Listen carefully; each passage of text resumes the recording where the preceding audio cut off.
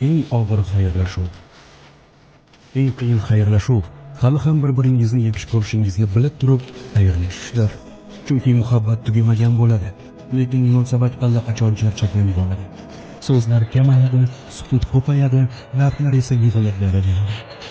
Ertangi kelib tanlaysan, sevgi yolg'iz o'zi yetarli emas ekan.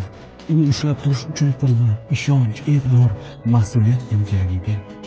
Sevgi ammo hayot yo'q bo'lib ketgan bo'ladi. O'sha nuqtada inson eng og'ir qarorni qabul qiladi. Yuragini uzib olishga majbur bo'ladi. Hali ham xayoli seni titratadigan, ovozi ichingni larzaga soladigan insondan ketishga majbur bo'ladi. Bu xayrlashuv damlari sahna emas, bu jim, ichki portlashdir. Hech kim ko'rmaydi, faqat yurak biladi. Va o'shanda tushunasan, ayrim yakunlar yangi boshlanish emas. Ayrim xayrlashuvlar shunchaki yo'qotishdir. Yo'qotish insonni emas, o'zingning ichingdagi bir qismni yo'qotishdir.